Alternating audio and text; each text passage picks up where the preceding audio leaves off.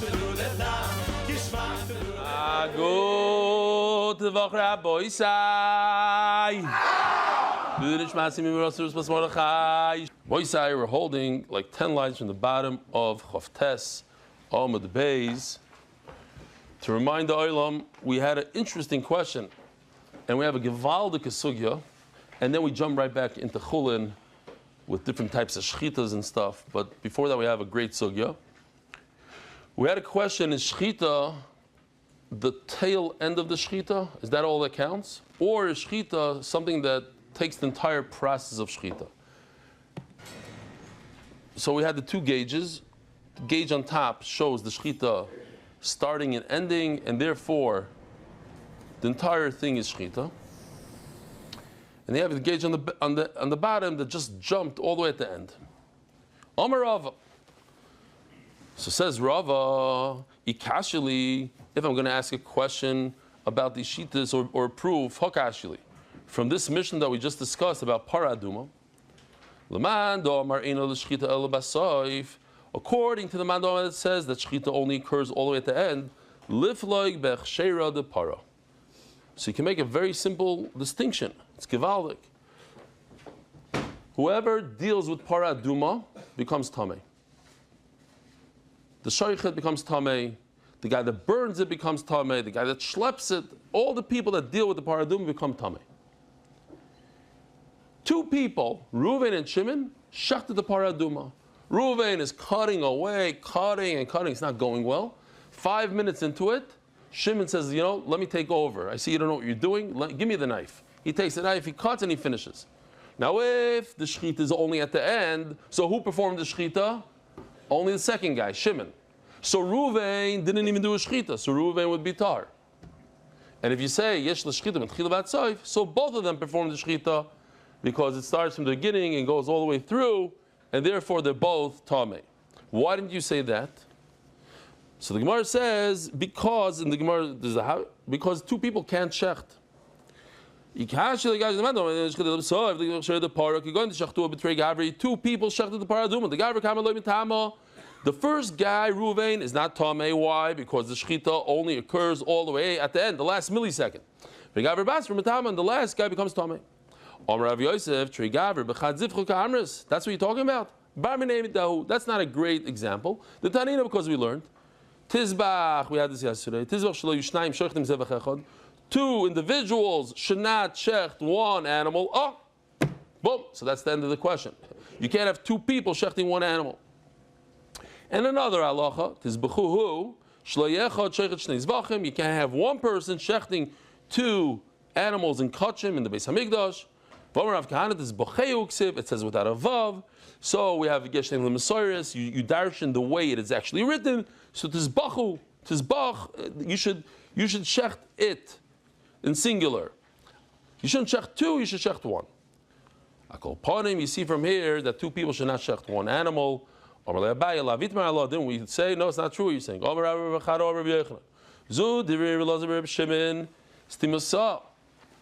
this is only Rebbe Elazar Reb Shimon. It's not true. Chacham argue, and we go with Chachamim that two people could shecht one. And if two people could shecht one animal, then what's the question? We have seats here if you want. We have one seat over here. We have two seats over here. You guys can come in if you want to stay for the whole thing. Chacham say that two people could shecht one animal. No, so I have a question. Why can't Reuven and Shimon shecht? Reuven will be tar. Shimon will be tamei. Another question: Rebbe Elazar, Rebbe Shimon, nami lifloi kigoin the shachat chagaver b'shnei sudarim. Rashi says a sudar is a hat in this case. It makes a lot of sense. Person was shechting with a hat. Another person came along, didn't like his hat. They had the hat issue all the way back in the day. What are you wearing a hat? Why are you wearing this kind of hat? You shake it. Oh, we'll put on this hat.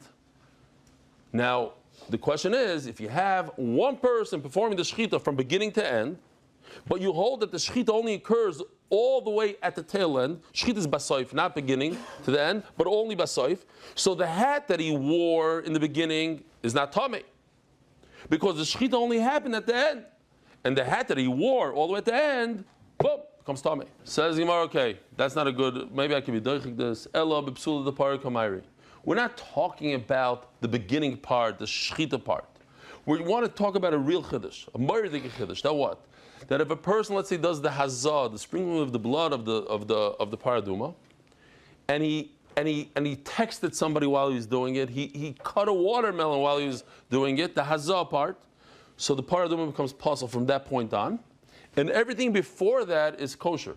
That's what we want to say. We want to say where he made it puzzle, not where he made it kosher. The bigger chiddush is where he made it puzzle, so everybody before that is tahar, or tameh, I should say. Everybody before that is tameh. Why? Because there was a paraduma around, and when you're dealing with a paraduma that was kosher, you become tameh.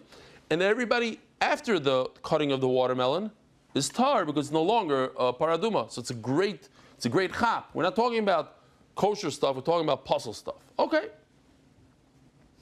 Masav Rav Idi Baravin. There's a halacha that not everybody's familiar with. It says that you're not allowed to shecht any carbon, including a carbon pesach, including a shlamim, any carbon, while you have chametz in your house on Pesach. So on Chol HaMoed, did anybody know this halacha? Not really. 90% of the people don't know this halacha. I'm just throwing out a number. It's a pasuk in the Torah. Lo yisishchat al chametz dam zivchi. Don't shecht when you have chametz. Now, most normal people don't have chametz. I know a Magichir who, this year, his chavrusa, Rabbi Didya, asked him to borrow his car in Eretz Yisrael. He didn't need it because he was in America. And he said, sure. He calls back frantically. He says, why is there a box of cookies in the front seat? When I left America, I forgot to... So that's chametz on Pesach. I owned chametz. Now, obviously, I was mevatel it, and I sold it and everything. So I hope I wasn't over. But it's possible. If a person owns chametz on Pesach, that's on Pesach, he's not allowed to shecht a carbon. So let's just do this it's very, very simple. A guy has a carbon Pesach that ran away. So what is he going to do? He bought another one. When did he find the original carbon Pesach? Usually you find it right afterwards. Okay? So he finds his carbon Pesach on Chol HaMoed. There it is. Boom. He has a carbon Pesach. Carbon Pesach, we have the carbon Pesach, he wears a kittel. Yeah? It's just to show you a carbon Pesach. Here we go. This guy. Okay? He's a carbon Pesach because he's the sheep that you bring as a carbon Pesach. He wears a kittel that's him. Okay.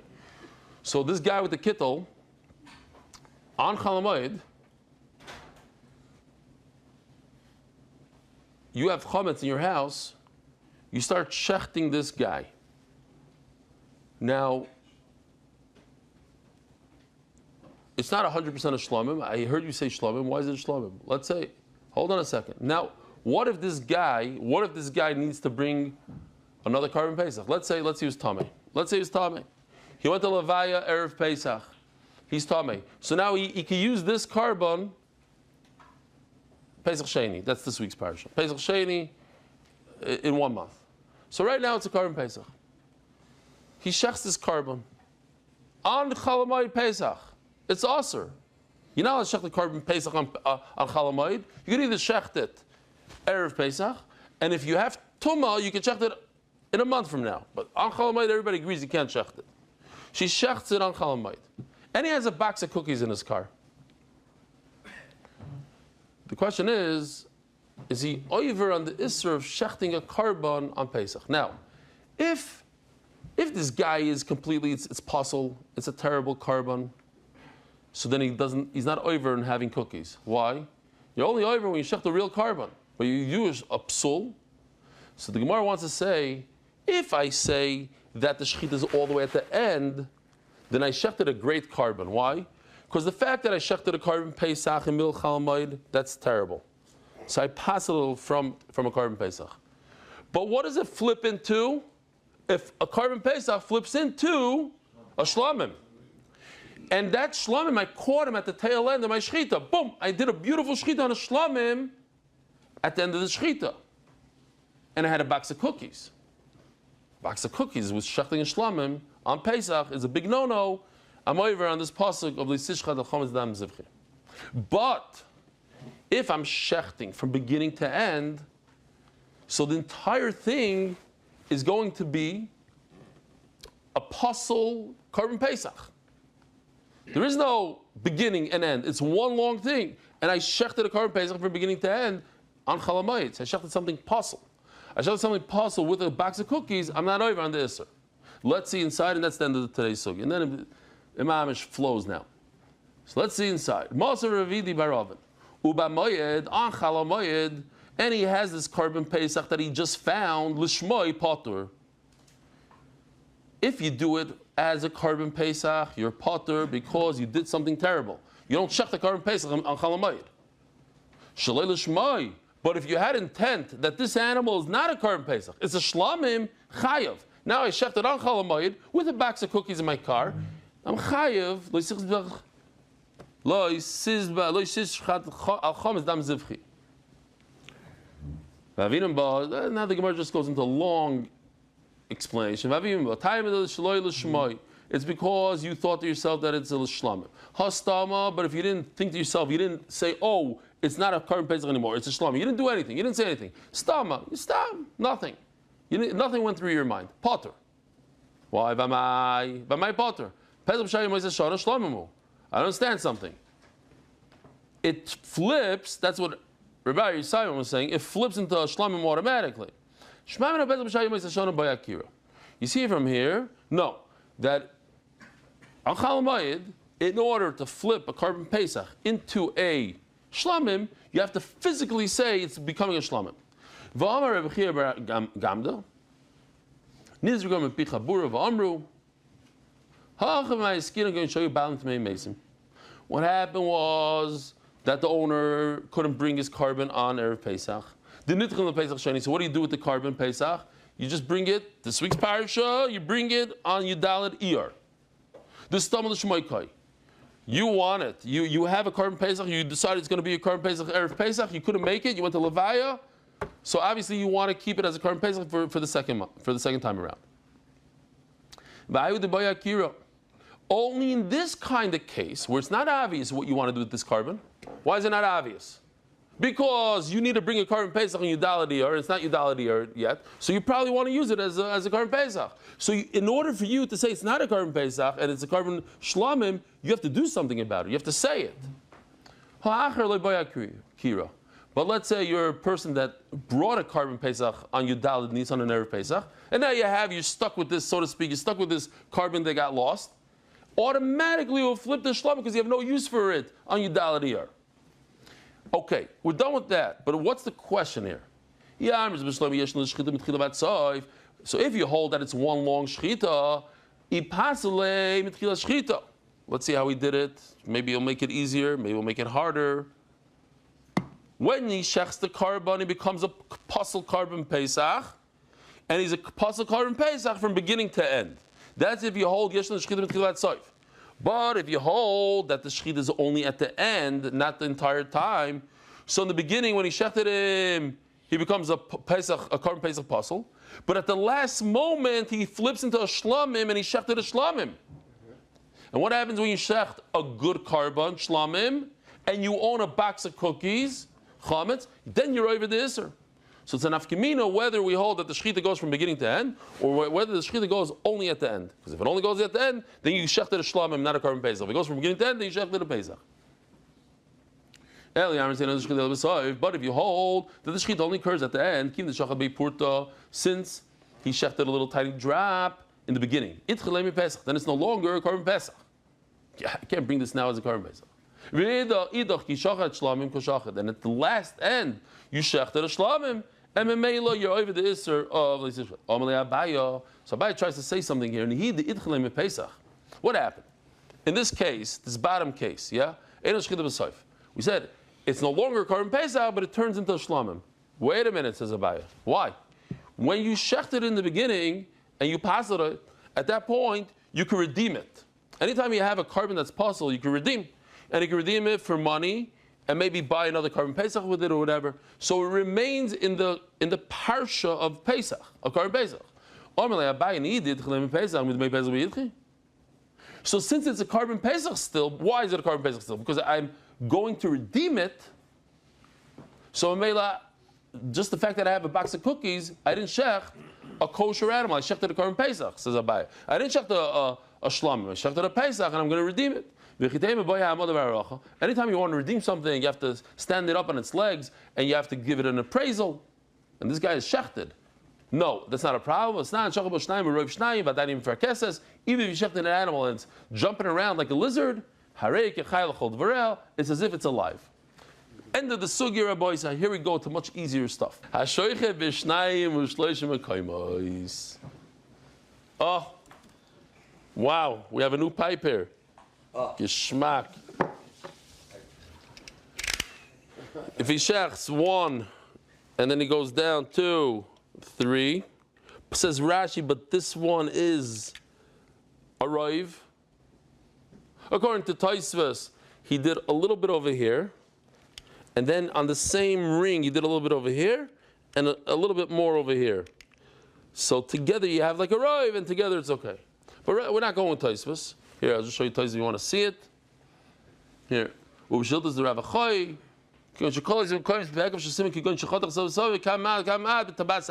Okay. So what would be the problem here? Let's think about a problem. So he shechted a little bit here, then he shechted a little here, and then when he got over here, he did a nice roiv. What's the problem? I can't think of a problem. The Gemara has a little bit of an issue. Why is it not a problem? Because we already said if you cut a little bit of the trachea, it doesn't render the animal a treifa. You can come back the next day and continue shechting there. You did it twice, 3 times, and finally you did a roiv according to Rashi. You know what the problem is? There's a lot of tension on this kana, and especially when you pull the neck backwards with the machine, you want it to like break open. But when you make more cuts on the kana, it'll lessen the tension. So it won't break open the way you want it. You want mefiras to be completely open, split. When the shaykhid looks inside, he sees a complete division. That might not happen if you do a bunch of cuts. Okay, I can hear that. You don't have that, it's not tight anymore. Even Reb Shimon Lakish holds you have to do a shechita that pops open. It should be shachot. The shechita should be like a chetz, like an arrow. An arrow is a one-time thing. It's one shot, one cut, and so too shechita is one cut. Oh, sorry. Shnai moichs 2 people hold a knife and they shecht. Each one has a knife. Now we're going to learn each one has a knife. It doesn't seem like that from the Lashon. Each one has a knife. What's milamala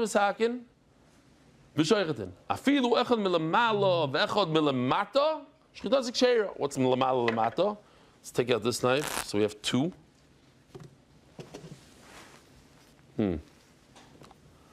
One is on top, one is on the bottom. Lamala lamata. Yeah? Or like this way. I don't want it to fall on me. Not a great idea, but like this. Okay, one is on top, the shechita knife is on top, and the razor blade is on the bottom. Okay. Even if one shaykhid is cutting from the top, one is on the bottom. You just told me that if this cut has one cut here, one cut down here, it's not good because it won't pop open. No, you learned it wrong. Later on in the Gemara, we're going to prove that it means 2 people with 2 knives, even in that case. He says, no, it's 2 people with 1 knife. Just they're doing it on an angle. Instead of shechting like this, they're shechting like this. You know, one guy's holding this edge, one guy's holding the bottom edge. So you have a lamala and a lamata. Yeah? Now like this, like this. That doesn't show well. This one. Okay. Fine. I have a problem with what you're telling me. It says that we're not concerned when 2 people shecht, we're not concerned that one is going to make a treifa, the other one is going to make it a treifa. Now, how does that work? 2 people holding 1 knife. If we're talking about 2 knives, and two different people, that's great. It's like the Gemara says, and there's a famous saying in English, too many chefs or whatever. The Gemara talks about a pot of soup. You can't have too many chefs doing one pot of soup because each one is going to say, oh, he put in the salt, he did it. Everybody blames the other guy. So Mao the same each shoichet is going to rely on the other guy. Each guy is going to say the other guy did it right. We're not concerned. But if two people are holding one knife, how is one of them going to make it treif? They're both doing the same shechita. So what's the concern? What is the concern when two people do it? Drisa. Should have said Drisa. You're right.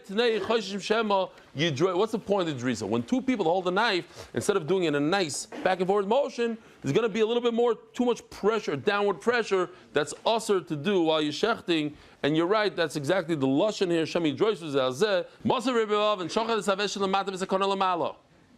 If somebody shechted the veshet. Oh, so we need two pipes. Oh. Veshet. This is the kana, this is the trachea, the breathing pipe, this is the food pipe. If you shechted this up here, and this guy all the way down here. 1, 2, you took the knife, somehow you got in here and you shechted it. The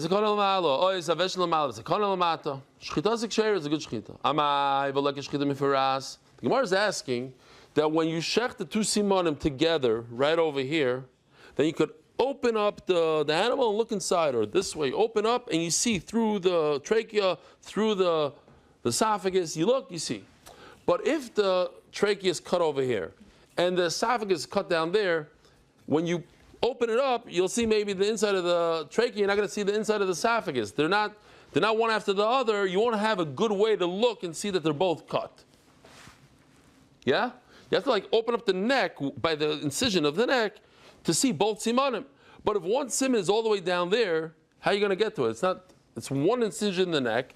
Somehow the knife got to the. Says Gemara, Gewaldig. Take a look. First of all, this is a kulmus. If you look closely, you see this? It has a point, like a cipher. Oh, he writes like that. So that's what the Gemara means, kulmus. Now, let's do it. I hope it works.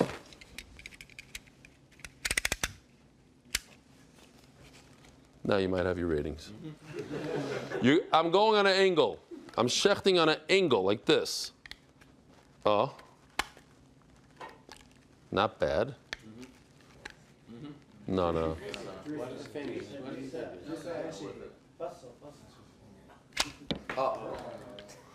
It didn't. Okay, fine. So, I shechted like this. You see it? It started down here, and I ended up here. So you have a lamata and a lamala. It's a straight line. It is a straight line. It's very straight. Almost. Yeah, okay, whatever. But the point is that I have a lamata and a lamala, and it looks now like a writing instrument because it ended up on an angle.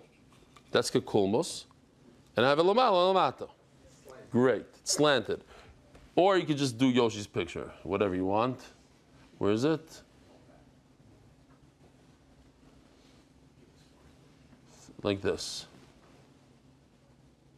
You shecht it that way, and memela you end up with a kulmus. Okay?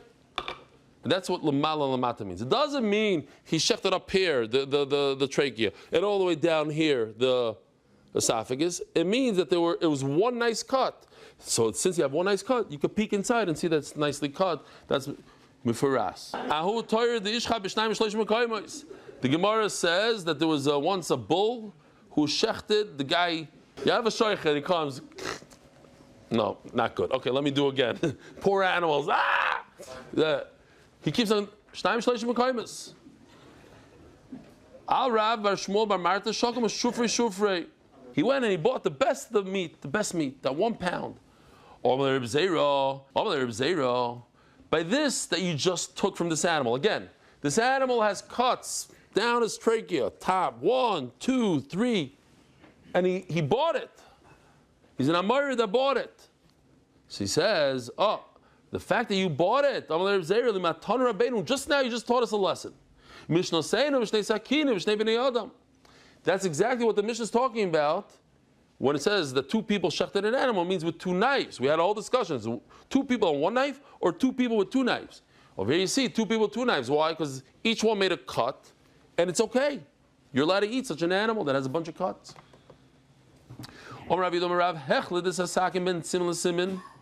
If you buried, hechlet is buried the knife. Let me remind you, the chalada. Where's chalada? Here. This is chalada, right? The original that we had in the first daf of Chullin, and we used it a few times.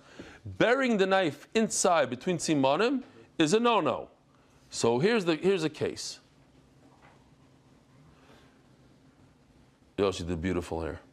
He stuck the knife in between the kan and the veshet, went downwards. At this point, he did a big boo-boo. Why?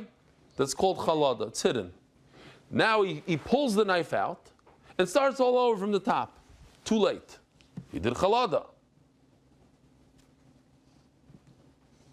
Then he went and he did the top one. I don't care that he did it well.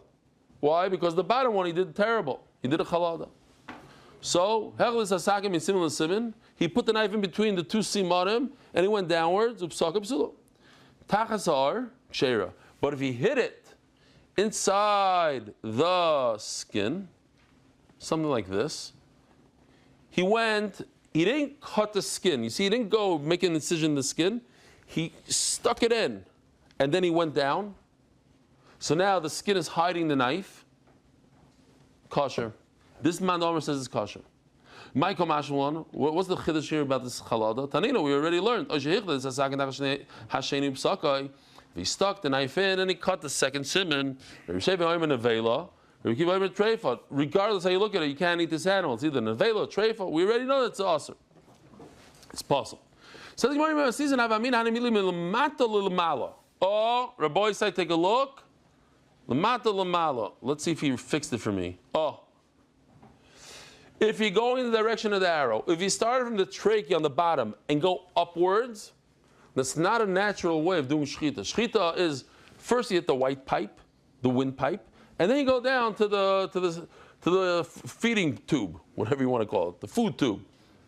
Over here he started from the bottom, from the esophagus, from the veshet, and he went upwards like the arrow. I would think that's the problem. Only in that case it's a problem. The reverse case is okay, I would think. He didn't do it a normal way, because usually you go from the top, you hit the trachea first, then you hit the esophagus. But if you did chalada, but it was in the right direction, maybe it's okay. Come on, next sugya. You stick the knife into the skin, and then you go downwards, like, where was that picture? No, not this one. This one. It's underneath the skin. So the Gemara brings an opposing shita, or not opposing, but another one. Bei Rav Amri, Tachazar, any idea. You know what? I don't know. I see there's a tzion here in the Shulchan Aruch. Interesting. We pass can any idea. Yibaylu. The Bei Rav Amri, Tachazar, any idea. I don't know what the halacha is. Tachaz matlis ma'u. What if I cover it with a man-made fabric? Maybe that's not considered a kisui. Maybe it's okay. If you say that if you hide it, it's no good, so maybe man-made towel is okay. Now, what about another question? What if this sheep has a ton of wool around and you hit it in the wool? Mao. Maybe that's a problem. Is that a problem? Teiku. So Rashi over here says, and I'll show you the Rashi. V'chol teiku di isura, says Rashi, l'chumra. Anytime you have a teiku, when it comes to shchita and the isser, you have to be makbid. So since we don't know what the halacha is, so if I hide my knife underneath a towel and a shecht, teiku. So I have to be machmer. I can't eat from that animal. This is fascinating. A guy does a shchita, you hear this? He does a regular shchita, and he cut roiv the simanim. It should be perfect. But he continued, and he takes the knife and buries it under the simon and comes from the other direction, boop, and he does a chalada. He buries the knife. So what's the problem? He did a great shchita, and then afterwards he did a chalada. What's the problem? So Rashi over here, again, you have to see this Rashi. Rashi says,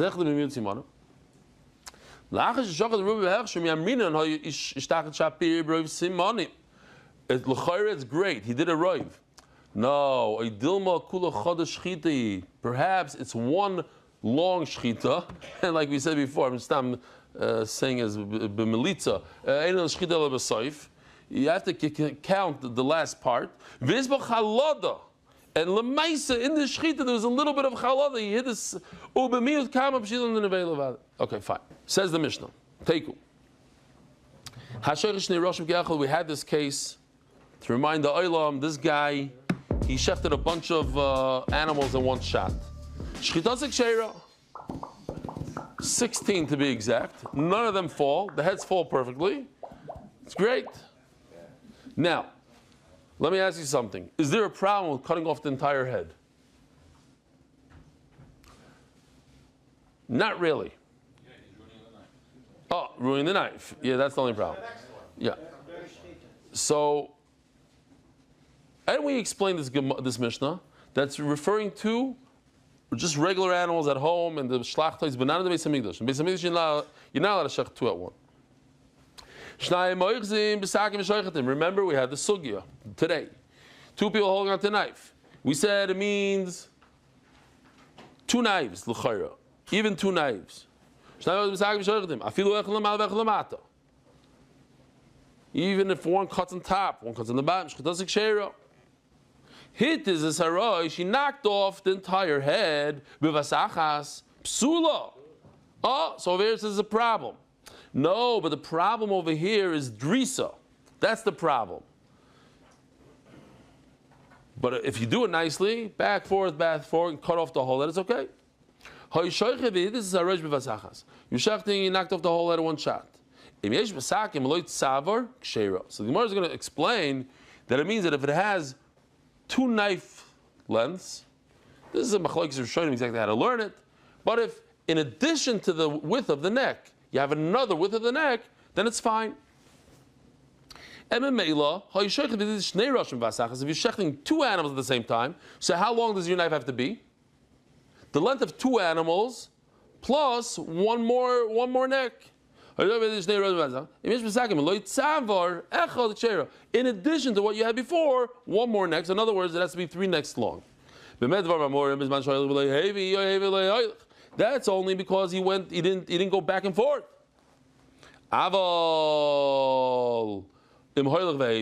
If he went back and forth, then your knife could be even a small little razor. The Gemara is going to say not less than a razor, but it could be a razor. You can take a razor blade and go like this, back and forth, the whole go like this. Okay, it's a shtickle tzar b'lechaim, but that's all you have. You're in the desert, so you go like this. Says Gemara, scalpel. How do you know that's also to do drisa that we mentioned in the Mishnah, and then you should go back and forth? You draw an arrow and you shoot it. So just like an arrow that you draw back, so too shchita is a draw back forth motion. It's not a downward motion. The word v'shachat means to pull, to go back and forth. Like drawn out gold, you make like a string out of it. And then the Gemara brings the original pasuk that's like a arrow shachot, that arrow you have to draw to shoot. Why do you need all these psukim? It means that it's woven like a string, and I looked it up. You could take a gram of gold and make a string out of it that's hundreds and hundreds of feet long. If you do it very, very thin, even microscopic, because gold doesn't break when you bend it. So, okay, fine. Tashma. So if you say that this gold just means the string, okay, for that I have another passage that says that shchita is like a chet, like an arrow. You pull it back, you back and forth. Rava. So now we have a great ma'isa and a great video. Rava have a bodik le'gir l'Rav Yoina bar Tachlifa. I love the name. I wonder if it has to do with the story. But Rava checked the arrow for Rav Yoina bar Tachlifa. His name was Yoina, a bird. He was unbelievable. All these guys that do the clay pigeon stuff, they're a joke. As a bird is flying by him, a pigeon, we should hire him. He could take it. He could take an arrow and shecht it midair, hit it right in the neck. Ask the Gemara, wait a minute, maybe the arrow goes like into the neck from behind the simanim and then cuts the simanim. No, chazinim gitfei the miframi. We see the way the feathers lay that it cut the front of the neck.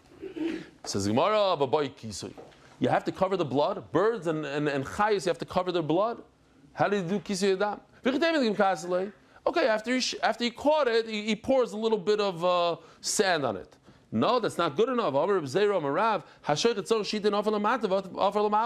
Beforehand, you have to put dirt on the bottom, then you shech the bird, and then you pour more dirt. It's not good enough to put dirt on the top.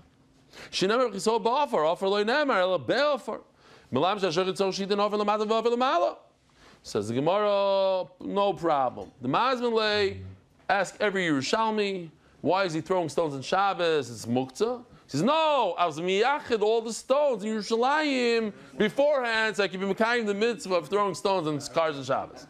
So here also, he was mazmin. He said, this whole field, all this dirt over here on the field, I'm making it special for the Kisui Adam.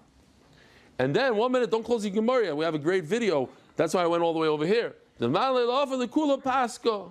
Rabbi say, have a wonderful week. Yishkoyach for coming.